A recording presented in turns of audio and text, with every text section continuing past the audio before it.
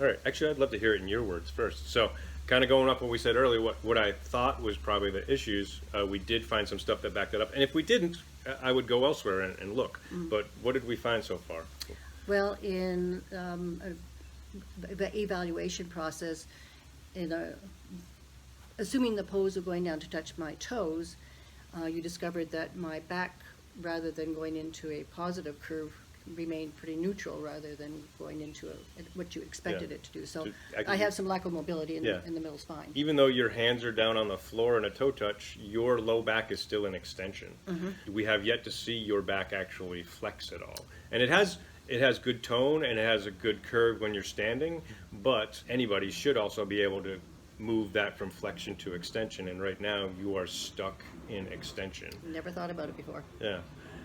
So we can work on that. What did we discover? We've only really tested vibration as a sense, but we're definitely going to test hot and cold and carefully sharp and carefully dull and stuff Thank like you. that. But we'll test all the senses, especially seeing what we found. But what we found was good. Actually, what did we find about vibration? As I went into a toe touching, or I mean, my hands on the ground position, the sensation of the vibration that you would put on the foot, I felt much less stimulation from that than when I was standing up. So there was obviously some pinched nerve or some lack of nerve. Yeah, and going off of what kind of connected us to pieces, what I said earlier was, okay, it's in both her feet, so I really would assume it'd be a safe assumption to start looking. It's a back issue.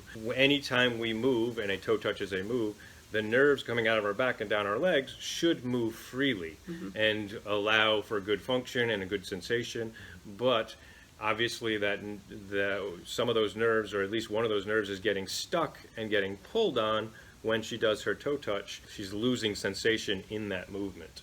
A lot of people are like, well, it's always, if they realize that sensation lacking, they're like, oh, I had an injury, or it's been that way a long time, or I had surgery, and they just assume that it is what it is, and that's a mistake. And for many reasons, because if you don't take care of that, it's going to affect all sorts of other stuff and generally become a downward spiral over time. But you don't let that happen. You're proactive.